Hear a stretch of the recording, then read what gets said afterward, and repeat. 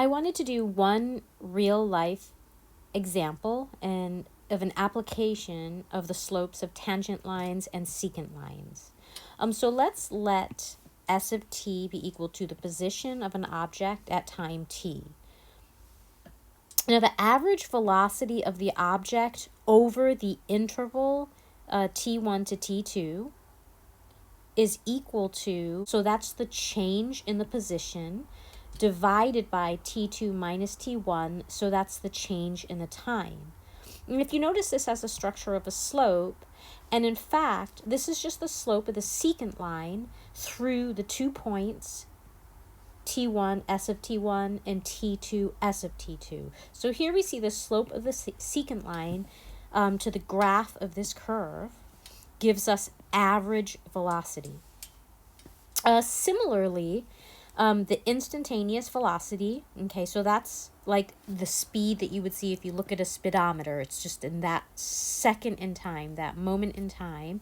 The instantaneous velocity, which we don't exactly know how to calculate right now. We can only estimate, and we've been using an estimation, but the instantaneous velocity is equal to the slope of the tangent line at t1.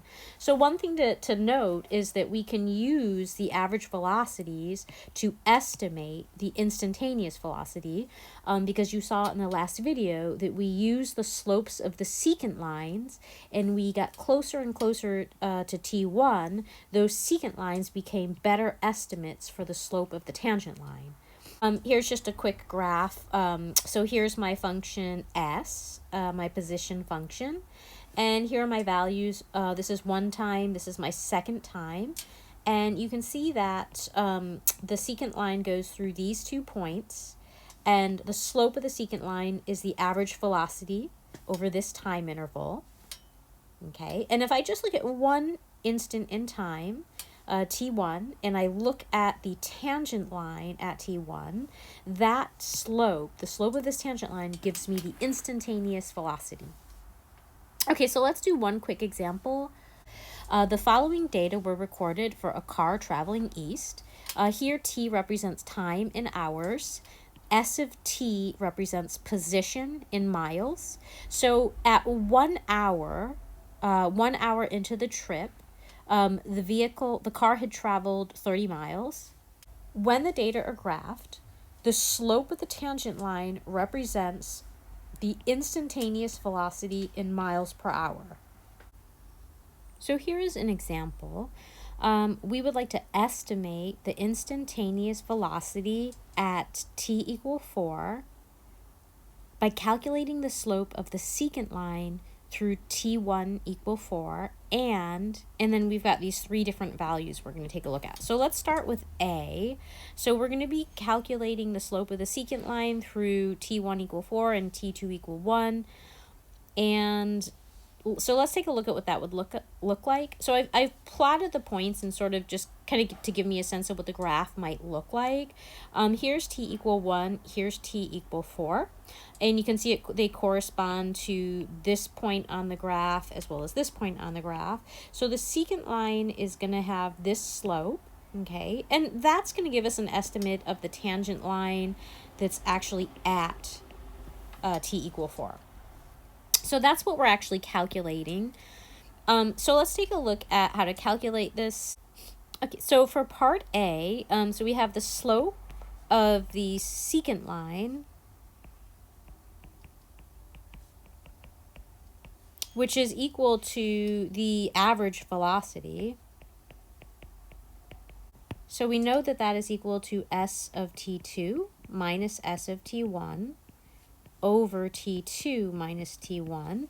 So in that case, this would be s of 1 minus s of 4 over 1 minus 4, and in which case this is s of 1 is 30, s of 4 is 185, and we have negative 3. So negative 155 over negative 3 is equal to 51 and 2/3 miles per hour. Okay, so this is the answer for part A. Okay, so for part B, now we'd like to switch gears and we would like to look at the secant line when t is equal to 3 and 4. So again, visually, here's t equal 3, here's t equal 4, and the corresponding points on the graph are here. So the secant line looks like this. So we're looking for the slope of this line, and we're using it to calculate the slope of the tangent, or estimate the slope of the tangent line, which is right there. So let's carry out part B. So for part B, we have the slope of the secant line. So s of t2 in this case is s of 3. So we have 155 minus s of t1. And t1 in this case was 4. So that's 185. And this is divided by t2, which is 3, minus t1, which is 4. And we have negative 30 over negative 1. So we have 30 miles per hour. Okay, so that's the answer to part B. So now let's finish and do part C. So t2 in this case is 5.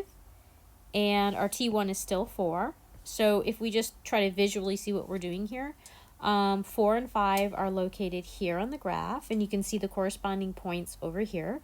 So we are going to be looking for the slope of this secant line, and we're using it to estimate this tangent line. So for part C, we need s of t2, which is s of 5, minus s of 4, over t2, which is 5, minus t1, which is 4. S of 5 is 190 miles per hour. S of 4 is 185, and then we have 1 in the denominator, and this gives me just 5 miles per hour. Okay, so that is our final answer. The secant line, the slope of the secant line is 5, so the average velocity over that hour was 5 miles per hour, and that's going to be our estimate for the, our estimate there for the slope of this tangent line, which is the instantaneous velocity at time